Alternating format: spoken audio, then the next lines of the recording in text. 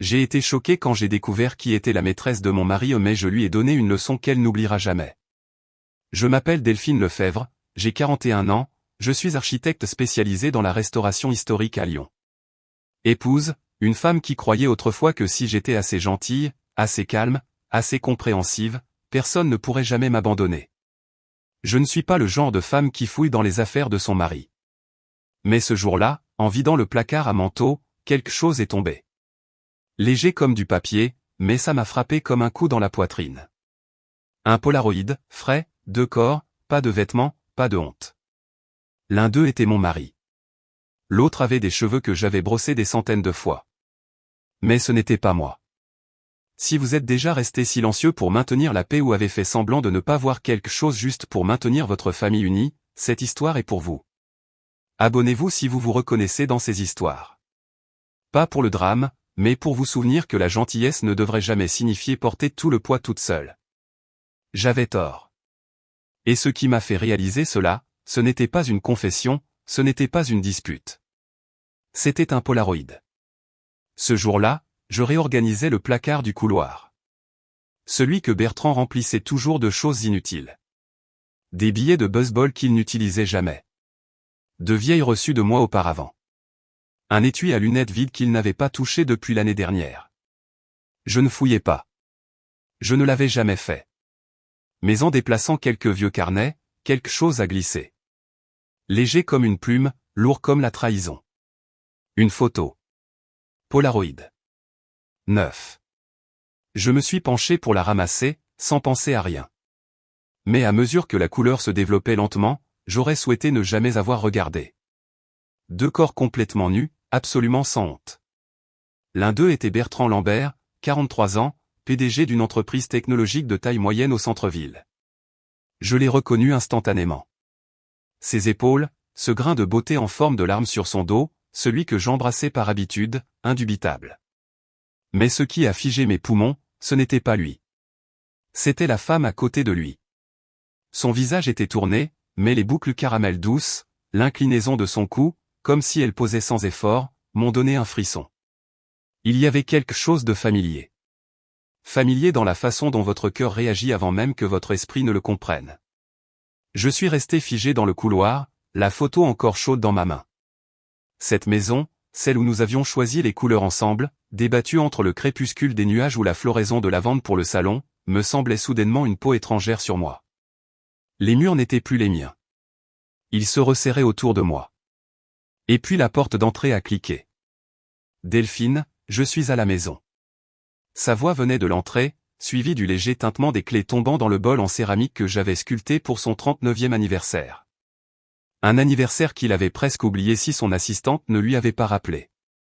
J'ai sursauté, j'ai glissé la photo profondément dans la poche de mon jean, j'ai tapoté mes joues pour leur donner de la couleur, puis je suis descendu comme si rien n'avait changé. Bertrand desserrait sa cravate, son visage s'illuminant en me voyant. Je pensais à commander à manger dans ton endroit préféré. Tu veux encore les nouilles aux fruits de mer? J'ai hoché la tête légèrement, j'ai forcé un sourire. Ça a l'air bon. Il s'est rapproché et m'a embrassé le front, comme toujours. Cette eau de Cologne que je connaissais par cœur s'accrochait à son col. Mais ce soir, quelque chose d'autre flottait. Quelque chose qui n'était pas à moi. Cette nuit-là, je me suis couché à côté de lui en silence, le regardant dormir, son visage calme, sa respiration régulière, comme si rien au monde n'avait bougé. Je ne l'ai pas réveillé, je n'ai pas demandé, je n'ai pas accusé, car je savais que ce soir n'était pas le moment. Je n'étais pas prête à entrer en rage. J'avais besoin d'être sûr. J'avais besoin de savoir qui elle était. Je ne pouvais pas dormir.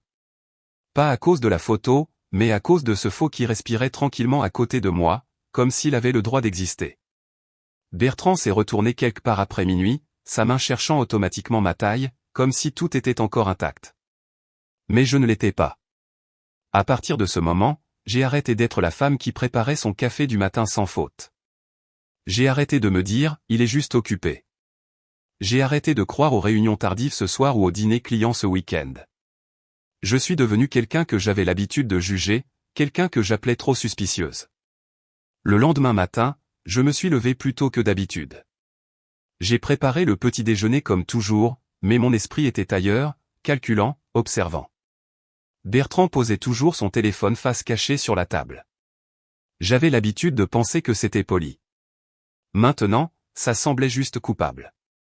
Et je savais que si je voulais la vérité, je ne pouvais pas continuer à être poli. Lundi, pendant qu'il prenait sa douche, j'ai pris son téléphone. Face idée, plus facile que ce que j'avais prévu. Je m'étais entraîné pendant qu'il dormait. Rien de suspect dans les photos récemment supprimées. Mais le journal d'appel, ça racontait une autre histoire. Un numéro répété, pas de nom de contact, pas de message IME, juste des messages envoyés via une application inconnue. Une petite icône bleue que je ne reconnaissais pas. Quelque chose dans mes entrailles disait, ce n'est pas juste une liaison. J'ai cherché ensuite dans sa voiture. Bertrand détestait que quelqu'un touche sa voiture. J'avais toujours respecté ça, mais pas ce jour-là. J'ai mis des gants, j'ai vérifié la boîte à gants, vide. Mais sous la doublure, il était là, un vieux iPhone, poussiéreux. Je l'ai branché, j'ai attendu. Quand l'écran s'est enfin allumé, une notification est apparue de signal encrypted messaging. Tu me manques déjà. Dimanche est une autre performance. Je déteste faire semblant. J'ai lâché le téléphone, j'ai fermé les yeux, je me suis concentré sur ma respiration. Dimanche n'était pas le dîner de sa famille. C'était le nôtre tous les mois, comme une horloge, chez mes parents dans le nord de Lyon. Le rôti à la marmite de ma mère. Le vin rouge vieilli de mon père. Toute la famille réunie. Bertrand était toujours là et quelqu'un d'autre aussi. Quelqu'un avec des boucles caramel douces. Quelqu'un qui a vécu avec moi pendant près de 2 ans après le divorce de ses parents. Quelqu'un qui s'appelle Thérèse Martin, ma cousine. J'ai commencé à retracer tout. Les relevés de cartes de crédit, les voyages d'affaires qui ne correspondaient pas, les cravates que je n'avais jamais vues auparavant. Il m'a dit une fois qu'il avait des réunions à Marseille.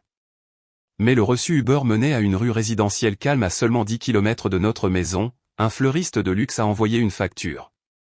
Elle les aime. Une autre fois, il a prétendu être en réunion à l'hôtel Fairmont, mais la charge du minibar indiquait 2 verres de vin blanc. Dîner pour 2. J'avais l'habitude de penser que je saurais si on me trompait, que je le sentirais dans mes os. Mais la trahison ne vous poignarde pas en plein cœur. Elle s'infiltre comme un gaz empoisonné. Pas de couleur, pas d'odeur, silencieuse. Et elle détruit lentement. Bertrand dormait profondément chaque nuit. Moi, je ne dormais pas. Je m'asseyais dans le noir à documenter, à tout écrire, à sauvegarder chaque miette de pain. Je n'étais pas sûr de qui elle était encore. Mais je savais une chose. Je ne les laisserai pas continuer à se produire dans ma propre famille. Pas une fois de plus. Une nuit, je me suis assis seul dans mon bureau, parcourant les messages sur le 2e téléphone de Bertrand. Pas de nom de contact, pas d'image de profil, mais chaque message suintait l'intimité. Il s'appelait mon amour. Le genre de proximité que 2 personnes ont lorsqu'elles ont trop attendu, trop souffert, et se sentent maintenant en droit d'un avenir commun. Et puis un message m'a arrêté net. Tu te souviens de ce voyage à Lac Bleu quand on était enfant? Je pense encore au vieux pick-up rouge rouillé de ton père. Je l'ai lu, puis je l'ai relu encore et encore. Lac Bleu, pick-up rouge. Bertrand a grandi dans le Jura, a déménagé à Lyon à 25 ans. Son enfance n'impliquait pas Lac Bleu, et son père n'a jamais possédé de camion. Alors, de qui était ce souvenir? J'ai sorti un vieil album photo de famille, j'ai feuilleté les pages, et là, il était. J'avais environ 11 ans, debout à côté d'une jeune fille aux boucles caramel douces. Nous sourions toutes les deux devant un pick-up rouge délavé. Ce pick-up appartenait à mon oncle, et cette fille à côté de moi, c'était Thérèse. Un frisson glacial a glissé dans ma colonne vertébrale. Ce souvenir n'appartenait pas à Bertrand. Il appartenait à ma cousine. Thérèse avait vécu avec nous pendant près de 2 ans après le divorce de ses parents. Elle avait 19 ans à l'époque. C'est moi qui l'ai aidée à changer de cursus quand elle ne pouvait pas payer ses études. Je l'ai tenue quand son petit ami l'a ghosté. J'ai fait de la place dans ma maison quand elle a perdu son emploi, je lui ai dit, reste aussi longtemps que tu veux. La famille ne paie pas de loyer. Et puis il y a 3 mois, elle est retournée à Lyon, fraîchement revenue d'une résidence d'art d'1 an à Paris. Je lui faisais confiance. Et Bertrand a suggéré que nous invitons Thérèse à nos dîners familiaux mensuels comme autrefois. Et moi, c'est moi qui ai passé l'appel, ajouté une chaise, cuisiné plus. J'ai rouvert le texte sur le téléphone jetable de Bertrand. Un autre dimanche, une autre performance. Performance devant ma famille à la table de mes parents. Je n'étais pas sûr à 100%, mais mon instinct me guidait vers quelque chose de très, très spécifique. Elle n'était pas une étrangère. Elle n'était pas en dehors de mon cercle. Elle était à l'intérieur. Elle m'appelait autrefois ma sœur. Elle disait, tu es la seule chose stable que j'ai. Le dimanche est arrivé. Nous nous sommes tous réunis chez mes parents. Bertrand a versé du vin. A aidé ma mère à servir le rôti. Il a ri avec les nièces et neveux comme si tout allait bien. Thérèse est arrivée en retard, portant une robe en soie olive, les cheveux ondulés comme un shooting photo de magazine. Elle tenait un verre de vin blanc, a jeté un coup d'œil à Bertrand, et puis ses yeux se sont attardés. Pas sur son visage, pas sur son sourire, mais sur son poignet. Un fin bracelet en argent avec une pierre bleue claire. J'avais vu cette charge sur la carte de crédit de Bertrand. Ce bracelet n'est jamais apparu chez nous. Il n'était pas à moi. Thérèse a remarqué qu'il regardait et instinctivement elle a caché sa main derrière son dos, a ri un peu trop fort. À ce moment-là, je n'ai pas pleuré. Je ne me suis pas fâché. Je me suis juste senti froide, comme si quelque chose me grimpait dans le dos. C'était ça. Elle était l'autre femme. Après le dîner, tout le monde s'est dispersé dans le salon pour regarder le rugby. Je me suis excusé pour utiliser la salle de bain à l'étage. Thérèse venait de la quitter, son sac à main toujours posé sur le lavabo en marbre. Je l'ai regardé pendant quelques secondes, puis je l'ai ouvert, sans hésitation. Son téléphone était à l'intérieur, et Thérèse utilisait toujours son ancien code, la date de naissance de notre chien d'enfance, Toby. L'écran s'est déverrouillé. J'ai touché signal. Les messages étaient là. Pas besoin de creuser. Bertrand, j'ai rêvé de toi la nuit dernière. Je me suis réveillé en pensant que tu étais à côté de moi. Thérèse, un autre dimanche de prétention. Je suis fatigué. Bertrand, nous y sommes presque. Encore une semaine. Je vais lui dire. Thérèse. Delphine ne comprendra pas. Elle vit à travers ses émotions. Elle est trop sensible. Bertrand, elle s'en remettra. Elle est forte. Je voulais jeter le téléphone à travers la pièce. Au lieu de cela, je l'ai serré plus fort, comme si je m'accrochais au dernier morceau d'épave d'un navire en train de couler. J'ai pris des captures d'écran, tout. Messages, photos, enregistrements GPS montrant leur rencontre secrète, un hôtel de charme à Marseille-Rive-Neuve, une location à court terme à Vieux-Lyon. Chaque emplacement correspondait au prétendu voyage d'affaires de Bertrand, et puis le dernier message. L'appartement que tu as choisi est parfait. Je peux déjà nous imaginer y vivre. J'ai tout remis exactement là où c'était. Je me suis regardé dans le miroir. Je ne reconnaissais pas la femme qui me regardait en retour. Mais je savais une chose. Je ne redescendais pas comme la même épouse. Plus maintenant. Pas.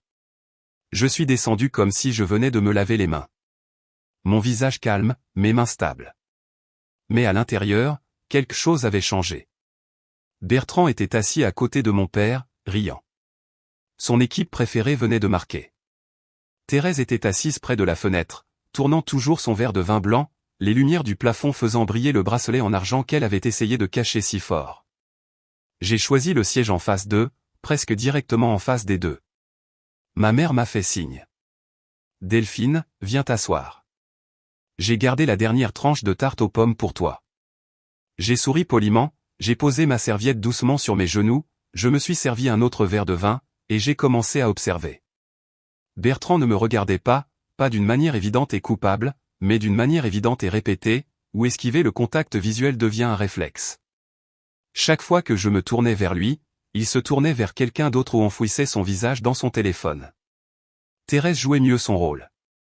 Elle s'asseyait droite, établissait un contact visuel au bon moment, riait juste assez, inclinait la tête juste comme il faut pour que la lumière fasse briller ses cheveux comme une publicité de shampoing. Mais je le voyais. Elle ne soutenait jamais mon regard plus de 2 secondes, pas une seule fois. C'est le genre de contact visuel que seule la culpabilité peut créer. Le genre du regard et du retrait. Ma mère rayonnait. Thérèse s'apprête à lancer sa première exposition d'art solo à Bordeaux. Tout le monde, marquez vos calendriers. La famille a applaudi. Bertrand a applaudi le premier. C'est formidable. Félicitations, a-t-il dit. Thérèse s'est tournée vers lui, clignant rapidement des yeux comme si elle ne pouvait pas croire que son gentil beau-frère s'en souvenait même. Elle a souri, a levé son verre. Je n'aurais vraiment pas pu y arriver sans le soutien de la famille. La famille ? C'était moi. C'est moi qui l'ai aidé à postuler à cette bourse pour la France. J'ai trouvé son premier stage. J'ai été la première à contribuer quand elle a demandé un financement pour ce projet d'art communautaire qu'elle n'a jamais achevé. J'ai fait tourner doucement le verre de vin dans ma main. Alors, quel est le thème de ton spectacle, Thérèse ? Plus de blocs de couleurs abstraites comme celles que tu avais l'habitude de peindre chez moi. Elle a souri un peu crispée. Celui-ci porte sur le mouvement et l'immobilité. Inspiré par des lieux qui ressemblaient autrefois à chez soi mais qui ne le sont plus. J'ai avalé lentement. Cette phrase semblait être dirigée droit sur moi. Après le dîner, pendant que la famille débarrassait la vaisselle, je me suis glissé dans le jardin, j'ai levé les yeux vers les guirlandes lumineuses toujours suspendues entre les vieux chênes, celles que papa n'avait pas enlevées depuis Noël dernier. L'air sentait légèrement la fumée de bois et le vin rouge, comme toutes les autres réunions de famille avant celle-ci. Mais je n'étais plus la même. Thérèse est sortie, tenant toujours son verre de vin, et évitant le contact visuel. Elle s'est rapprochée, posant une main sur mon épaule comme si elle terminait le dernier acte d'une pièce de famille chaleureuse. Tu as l'air plus mince, Delphine. Je suis vraiment inquiète pour toi. Ça doit être le travail, hein ? Tu t'es toujours poussé trop fort. Je me suis tourné lentement pour la regarder droit dans les yeux. Délibéré, sans cligner des yeux. Oui, le travail, le nettoyage, la lessive, couvrir les dettes de quelqu'un d'autre, ça devient fatigant, tu sais. Elle a laissé échapper un petit rire. Tu es toujours drôle, comme toujours. Je n'ai pas répondu, j'ai juste baissé les yeux vers son verre de vin, puis vers le bracelet qui brillait toujours à son poignet. Pas de confrontation, pas de cri. Mais ces phrases fausses et soigneusement répétées, c'était son monologue final, les dernières répliques d'une mauvaise performance. Et je l'ai laissé jouer. Je l'ai laissé croire que je ne savais pas. Parce que quand les gens font semblant assez longtemps, ils oublient ce qui est réel. Et j'avais besoin qu'elle oublie pour que, quand j'ouvre le rideau, il n'ait plus rien pour se cacher. J'ai attendu. J'ai attendu jusqu'à ce que tout le monde dans le salon soit complètement distrait par le match à la télé. J'ai attendu que Thérèse monte à la salle de bain qu'elle utilise toujours lorsqu'elle rendait visite. Je l'ai suivie, mais pas tout de suite. J'ai attendu 3 minutes, assez longtemps pour qu'elle se sente en sécurité, assez longtemps pour qu'elle croie que je ne viendrai pas. Quand j'ai poussé la porte de la salle de bain à l'étage, la lumière brillait toujours doucement, et juste à côté du lavabo en marbre se trouvait le sac à main beige de Thérèse. Je l'ai regardé pendant quelques secondes, puis je l'ai ouvert, sans hésitation. Son téléphone était à l'intérieur, et Thérèse utilisait toujours son ancien code, la date de naissance de notre chien d'enfance, Toby. L'écran s'est déverrouillé. J'ai touché signal. Les messages étaient là. Pas besoin de creuser. Bertrand, j'ai rêvé de toi la nuit dernière. Je me suis réveillé en pensant que tu étais à côté de moi. Thérèse, arrête de dire des choses qui me bouleversent. Nous faisons semblant encore ce dimanche. Je suis fatigué. Bertrand, encore une semaine. Je vais lui dire. Je promets. Thérèse. Delphine ne comprendra pas. Elle vit à travers ses émotions. Elle est trop sensible. Bertrand, elle s'en remettra. Elle est forte. Je ne peux pas continuer comme ça. Thérèse, je veux juste une vie qui soit la mienne. Plus d'excuses. Chaque ligne me frappait comme une petite lame. Pas assez profond pour tuer, mais assez coupant pour cicatriser. J'ai continué à faire défiler. Les fils remontaient à 5 mois. Il y avait des photos du nouvel appartement que Bertrand avait loué à Vieux-Lyon, des rencontres dans un café à 10 minutes de mon bureau, et puis le dernier échange il y a 3 jours. Bertrand, l'appartement est parfait. Je peux déjà m'imaginer y vivre. Thérèse, 1 semaine. Je veux voir sa réaction. Mon pari, elle va juste pleurer. Nombre. Je n'allais pas pleurer. J'ai pris des captures d'écran de tout. Chaque message, Chaque lieu épinglé, même les photos de l'espace de travail que Bertrand avait autrefois prétendu nécessiter pour se concentrer. Puis j'ai vu un mémo vocal. J'ai appuyé sur lecture. La voix de Bertrand chuchotant. Ne te sens pas coupable, mon amour. Tu es la première personne qui m'ait jamais aimé pour qui je suis vraiment. Pas le titre, pas les attentes. Delphine n'a jamais vu la vraie moi. J'ai mordu ma lèvre. Pas de douleur, mais d'incrédulité, presque d'amusement. Moi, la femme qui l'a soutenu pendant 11 ans, celle qui a révisé ses présentations quand il n'était qu'un responsable commercial de niveau intermédiaire, qui s'est précipité à la sortie de l'hôpital pour lui apporter son costume le jour de sa promotion, qui a investi chaque centime de ses économies pour acheter notre première maison. Et je n'ai jamais vu le vrai lui. J'ai ouvert l'application photo. Première photo, Bertrand tenant Thérèse par derrière, se tenant sur le pas de la porte de l'appartement de South Congress. Deuxième photo, les deux riant dans une voiture. Bertrand la regardant d'une manière qu'il ne m'avait jamais regardée. Troisième photo, un contrat de location. Deux signatures claires comme le jour. Bertrand Lambert et Thérèse Martin. Je n'ai pas tremblé. Je ne me suis pas senti étourdi. J'ai juste su. J'en avais assez vu. J'ai tout fermé. J'ai remis son téléphone exactement comme je l'avais trouvé. Pas même un centimètre de décalage. Puis je me suis regardé dans le miroir. La femme qui me regardait en retour n'était pas la même qu'il y a un mois. Plus de culpabilité. Plus de questionnement sur ce que j'avais fait de mal. Elle se tenait droite, les yeux clairs, les poings serrés, pas de peur, mais de concentration. Et elle savait une chose avec certitude. Ce jeu était sur le point de se terminer, mais pas par une victoire pour eux. Je me souviens de ce que Thérèse avait dit à ma mère il y a quelques semaines. Je viens de rentrer de Paris. C'était incroyablement stressant. Travailler avec des galeries françaises n'est pas facile. Elle a parlé sans fin d'expositions, de dégustation de vin, d'artistes de rue, et puis il y avait les photos. Thérèse devant la tour Eiffel, à la terrasse d'un café avec des assiettes en porcelaine mangeant une crêpe délicate en sirotant du vin rouge. À l'époque, j'ai même ressenti une pointe de fierté pour ma cousine. Mais maintenant, tout ce que je vois, c'est à quel point c'était propre. Trop propre, trop parfait. J'ai envoyé les photos à Chloé, ma meilleure amie, une photographe freelance qui gère également les droits d'image pour un blog de voyage. 6 juin un court message. Besoin d'une vérification technique rapide. Sont-elles légitimes? Elle a répondu en moins de 10 minutes. Delphine, ce sont des photos de stock.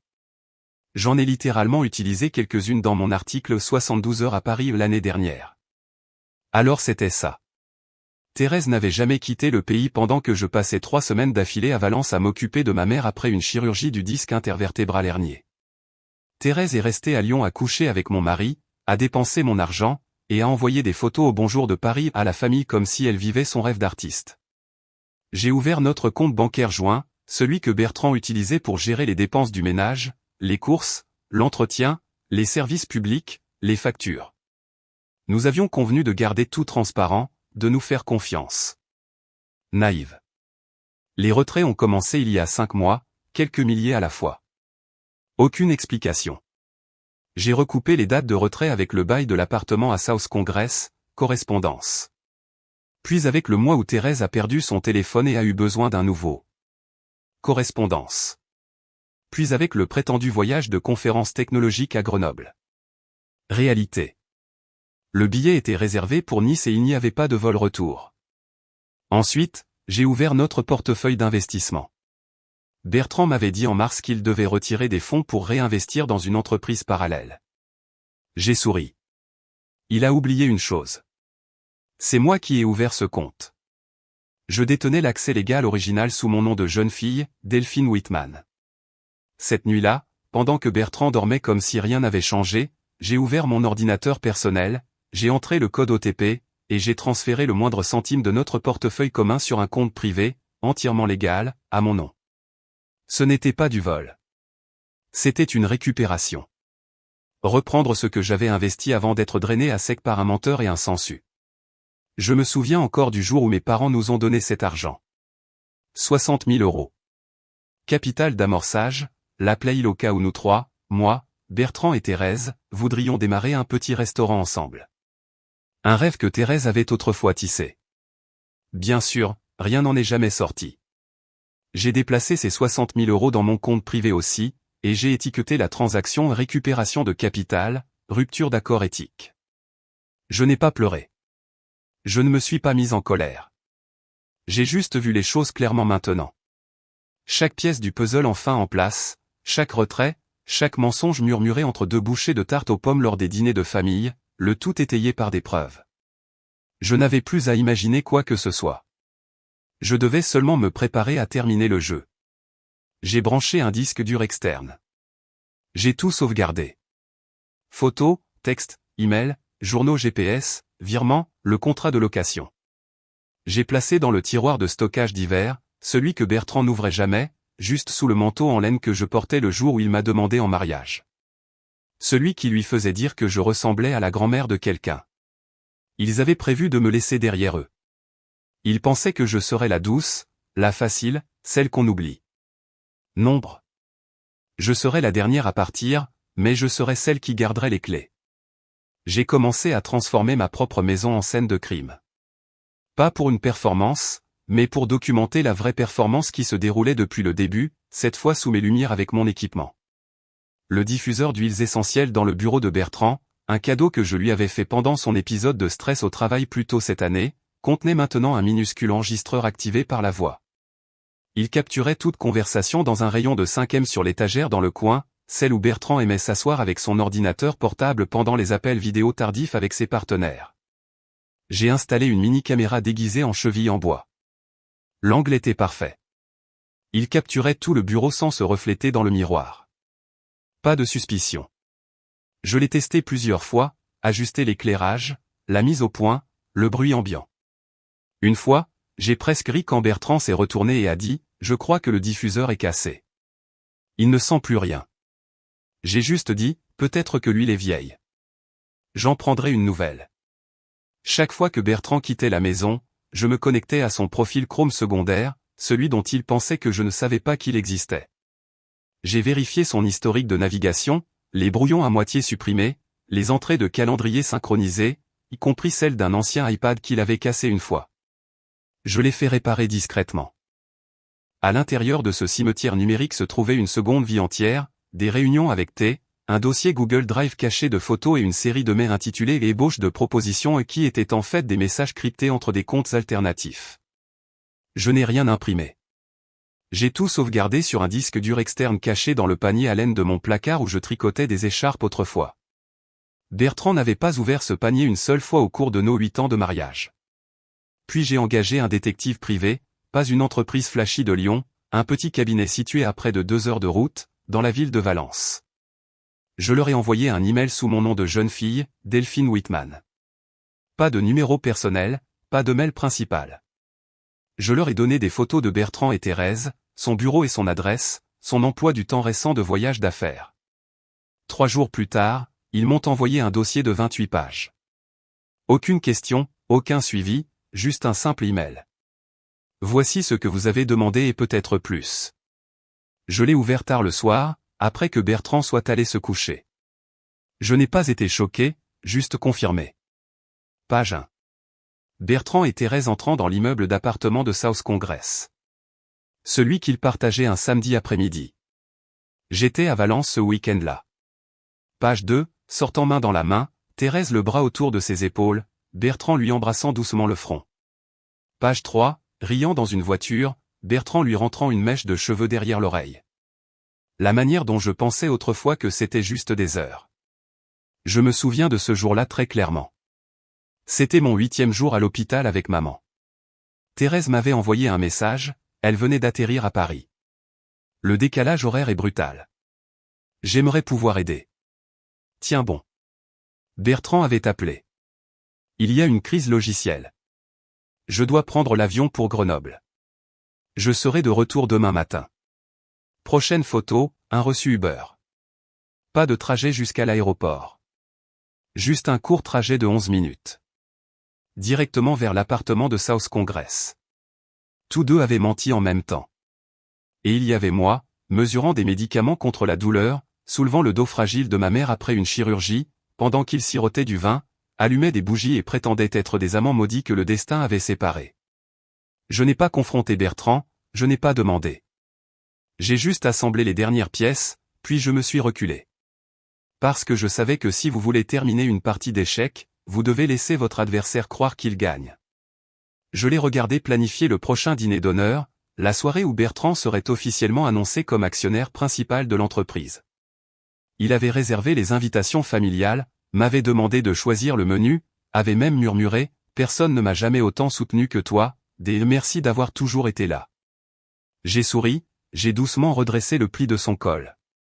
J'ai toujours été là. J'avais tout maintenant. Des photos, des virements bancaires, des journaux GPS, des contrats de location, et même des audiovisuels de son bureau. Je n'avais pas besoin d'un mot de plus. Juste une soirée, un verre de vin, un grand écran, et le regard de chaque personne qui avait autrefois cru en eux. J'ai choisi un samedi soir, juste avant la semaine où Bertrand devait être officiellement annoncé comme partenaire exécutif de sa société. Une occasion dont il s'était fièrement vanté auprès de toute la famille élargie pendant les 2 derniers mois. Une occasion digne d'être célébrée. Et j'ai dit, et si on organisait une fête à la maison? Inviter les 2 familles, les collègues proches aussi. Tu le mérites. Bertrand a hoché la tête comme si j'avais lu dans ses pensées. Faisons-le. Tu as toujours été à mes côtés. J'ai hoché la tête doucement. Toujours. J'ai envoyé les invitations, j'ai commandé les fleurs moi-même, des lys blancs, la fleur préférée de ma mère. J'ai engagé un chef privé pour la soirée, 7 plats. Il y avait du vin, des bougies, des nappes en soie blanche, et un grand écran où je lui avais dit que nous allions diffuser une vidéo de son parcours professionnel en guise de tribu surprise. Il était sincèrement touché. Ce soir-là, tout le monde est arrivé un par un. Ma famille, sa famille, des amis, les collègues de Bertrand. Ils ont levé leur verre, ont trinqué, l'ont loué avec des mots comme loyal, leader né, un vrai homme de famille. Et puis Thérèse est entrée, portant une robe moulante noire, du rouge à lèvres rouge foncé, les cheveux lâchés, coiffée de manière décontractée. Elle ne ressemblait pas à une invitée. Elle ressemblait à la star du spectacle. Elle est venue m'embrasser sur la joue. Tu es absolument rayonnante. Bertrand est un homme si chanceux. Je l'ai regardé calmement. Merci. Vous êtes tous les 2 superbes. Le dîner s'est bien déroulé. Tout le monde pensait assister à une soirée chic et pleine d'amour. Bertrand s'est levé et a levé son verre. Merci, Delphine. Personne ne me comprend comme toi. Personne ne m'a soutenu comme toi. Je ne serais pas là aujourd'hui si ce n'était pas pour toi. Ses yeux pétillaient. J'ai hoché la tête et nous avons trinqué. Puis je me suis levé, je me suis dirigé vers le centre de la pièce. Tous les regards se sont tournés vers moi. Avant le dessert, j'aimerais partager quelque chose. Quelques images du parcours de Bertrand. Des moments spéciaux que j'ai discrètement capturés. J'ai cliqué sur la télécommande. L'écran s'est allumé. Image 1, Bertrand et moi à notre mariage sous une arche florale. La lumière du soleil tombant sur mes cheveux. Image 2, une photo de famille, nos premières vacances à Bordeaux. Nous sourions tous les 2 largement.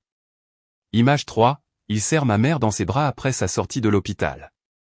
Bertrand a souri, m'a serré doucement la main. J'ai cliqué à nouveau. Image 4, Bertrand serrant Thérèse dans le couloir de l'appartement de South Congress. La pièce s'est figée. Image 5. Un message. Je dois encore faire semblant ce dimanche. Je suis fatigué de la regarder dans les yeux. Image 6. Un contrat de location signé. Bertrand Lambert et Thérèse Martin. Personne ne parlait, juste le son d'une cuillère frappant une assiette.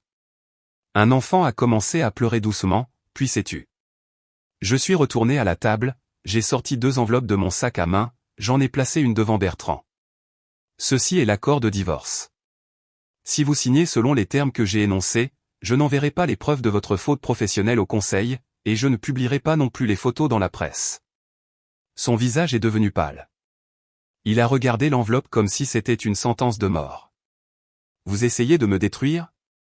Je l'ai regardé droit dans les yeux. Je ne détruis rien. Vous l'avez fait vous-même. J'allume juste la lumière pour que tout le monde puisse le voir aussi. Je me suis tourné vers Thérèse, j'ai posé la 2e enveloppe devant elle. Ceci est une renonciation à l'héritage de mes parents ainsi qu'un résumé de tout le soutien financier que je vous ai jamais apporté. Les frais de scolarité, le loyer, votre programme d'études à l'étranger avec intérêt.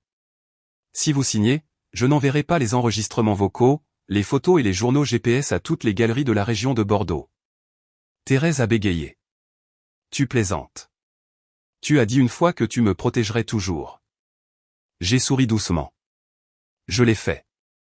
Et tu as dit une fois que j'étais la seule en qui tu avais vraiment confiance. La différence, c'est que je le pensais. Toi, non. Mon père s'est levé, sa main tremblait. Thérèse. As-tu vraiment fait ça? Thérèse est restée silencieuse. Ma mère a posé sa main sur mon épaule. Depuis combien de temps souffres-tu en silence comme ça? Je l'ai regardé, les yeux piquants, mais je n'ai pas pleuré. Je ne voulais pas que quelqu'un d'autre soit blessé. Au mieux, je pouvais nettoyer ma part. Bertrand s'est levé, paniqué. Je vais signer, mais Delphine, j'ai besoin que tu comprennes. Je l'ai interrompu. Ne perds pas ton souffle. Garde-le pour la réunion juridique de ta société ce lundi. Un rire sec est venu d'un de ses collègues. Personne ne l'a dit à voix haute, mais tout le monde a compris. Le conseil d'administration avait changé. La main de Thérèse tremblait alors qu'elle signait. Personne ne l'a réconfortée. Personne n'a dit un mot. Juste la lumière dorée du lustre, vacillant sur son visage comme une bougie qui s'éteint. J'ai remis les 2 enveloppes dans mon sac à main en cuir. Je suis retourné à ma place. Merci à tous d'être venus. Je suis désolé que la soirée ne se soit pas passée comme prévu. Mon père a parlé pour la première fois depuis des années. Delphine, tu ne dois des excuses à personne. Oui. Cette famille ne te laissera plus jamais seule. J'ai hoché la tête légèrement. Pas besoin de remerciements. Thérèse s'est approchée de moi. J'ai fait un pas en arrière, non pas par colère, mais parce que cette distance ne pourra plus jamais être franchie avec une simple excuse. Thérèse s'est assise là, les 2 mains posées sur la table, sans nulle part où se cacher. Le coin de l'enveloppe qu'elle venait de signer était encore humide. Ses larmes avaient brouillé l'encre alors que sa main tremblante appuyait. Personne ne demanda si elle allait bien. Personne ne lui offrit un mouchoir. Même ma mère, qui avait accueilli Thérèse et l'avait élevée comme sa fille pendant 2 ans après le divorce de ses parents, s'est simplement assise en silence, sa main agrippée à la mienne, sans jeter un seul regard à Thérèse. Bertrand était toujours debout, mais il n'a rien dit de plus. Son visage était pâle. Il serrait le dossier d'une chaise comme s'il allait s'effondrer ou comme s'il retenait quelque chose de stupide qui voulait s'échapper de sa bouche. Je ne l'ai pas regardé. J'ai regardé autour de la table. La vaisselle était toujours là. Le dessert n'avait pas été servi. Mais la fête était terminée. Personne n'avait besoin de douceur après avoir avalé quelque chose d'aussi amer. La sœur de Bertrand, qui le défendait toujours quoi qu'il arrive, s'est finalement tournée vers moi et a fait un signe de tête silencieux. Delphine, je suis désolé. Personne ne mérite ce que tu as vécu. J'ai hoché la tête en retour, je n'ai rien dit car parfois une excuse n'est qu'un aveu que quelqu'un ne peut plus te défendre. Thérèse a essayé de se lever, s'avançant à nouveau vers moi. S'il te plaît, si je pouvais juste dire. J'ai levé la main, l'interrompant. Pas fort, pas de manière dramatique, juste un geste qui disait « assez ». Il n'y a plus rien à dire. Elle s'est figée, a reculé, puis s'est rassise, tenant toujours l'enveloppe. Mais maintenant, il n'y avait plus personne pour la protéger de ce qu'elle contenait. Mon père s'est tourné vers Bertrand. Son regard n'était pas en colère, juste vidé de toute attente. Je pensais que tu étais quelqu'un qui savait distinguer le bien du mal. Il s'avère que tu es juste bon à cacher le mal. Bertrand a baissé les yeux. Pas d'excuses. Pas de remords. Peut-être juste se demander s'il restait un endroit où se cacher. Ma mère m'a versé un verre d'eau, sa main tremblant légèrement.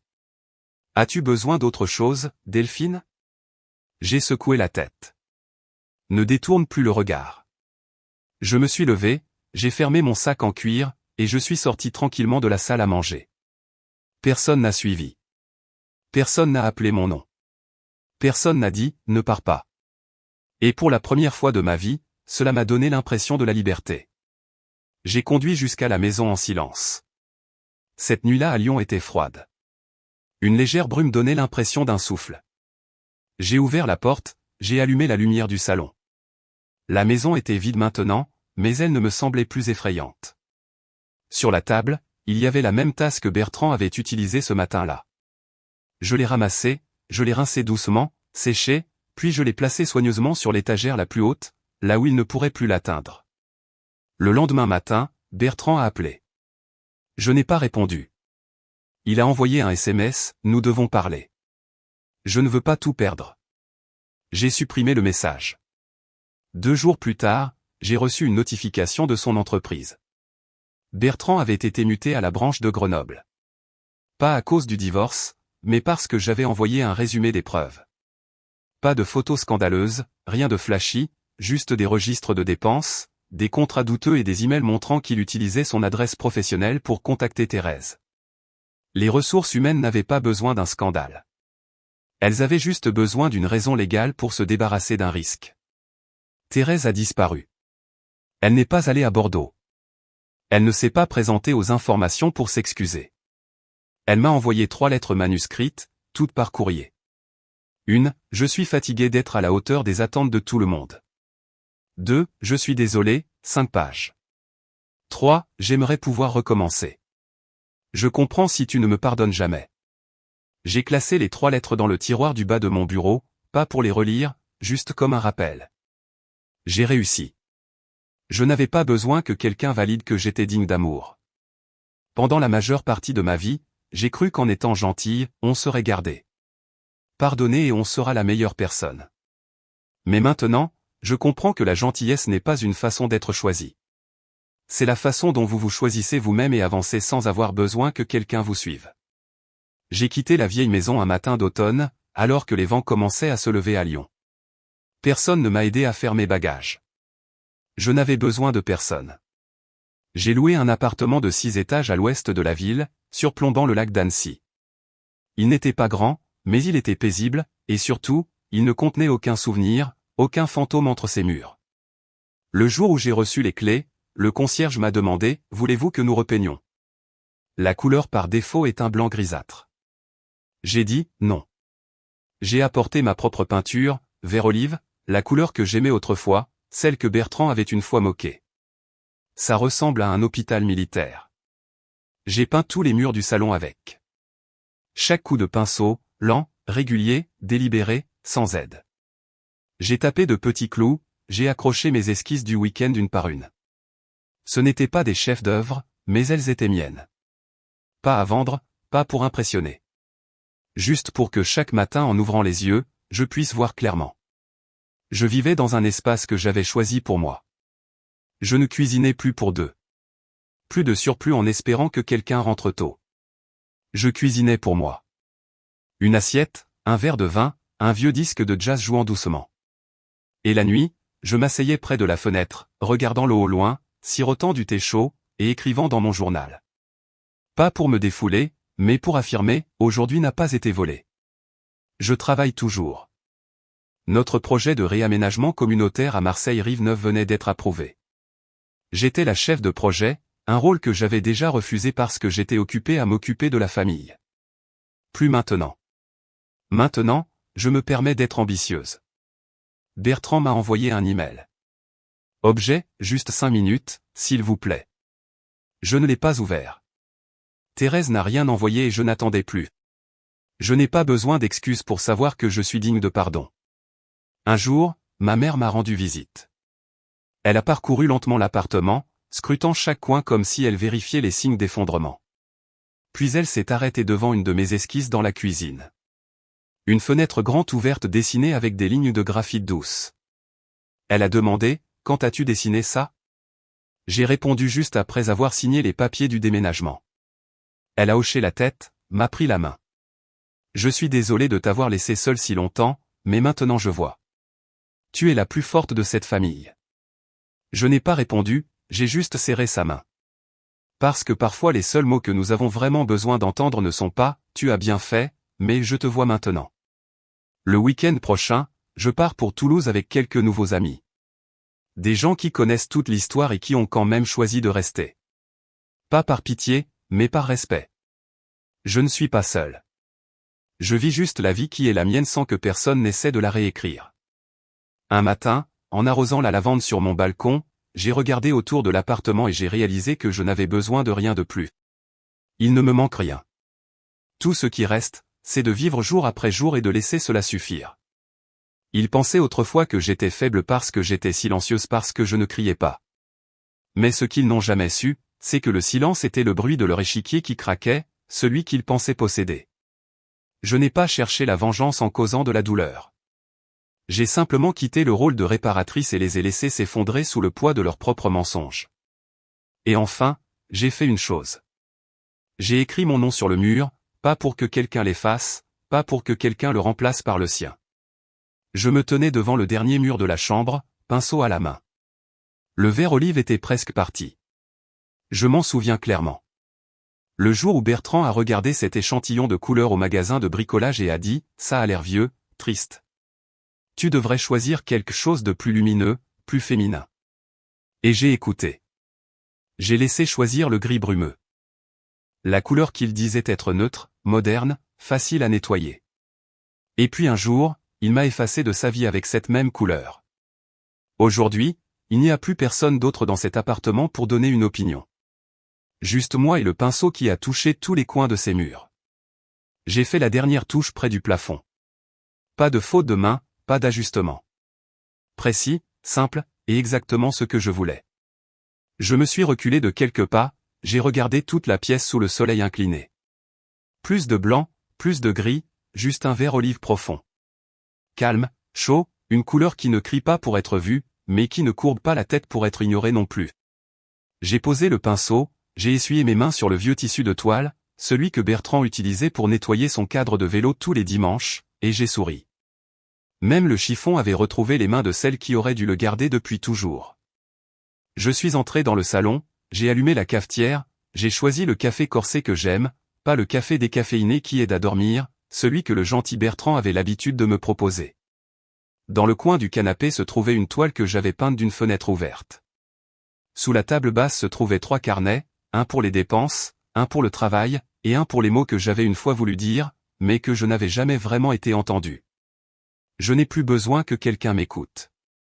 J'ai juste besoin de savoir que je me parle enfin la vérité. Sur la table, j'ai collé une note manuscrite.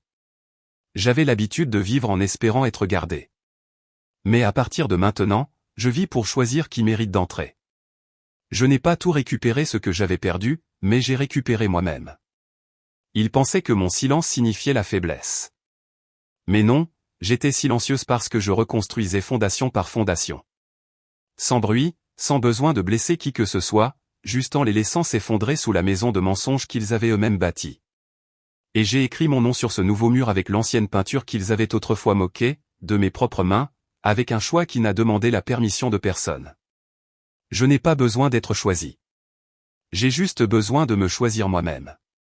Et si quelqu'un pense que je suis remplaçable, qu'il essaie de vivre dans cette pièce où chaque goutte de peinture est une déclaration d'une femme qui n'a plus besoin de validation pour prouver sa valeur. Je sais que tu n'es pas parfaite. Moi non plus. Je sais que tu as pardonné quand ça faisait mal. Tu es restée silencieuse pour maintenir la paix. Tu as reculé pour éviter les conflits même quand cela te coûtait cher. J'ai fait ça aussi. Et si tu es dans un chapitre où quelqu'un t'a trahi, abandonné, ou t'a fait croire que ta valeur dépend de son approbation, je veux que tu te souviennes de ceci. Personne n'a le droit de te définir en fonction de la façon dont il choisit de te traiter.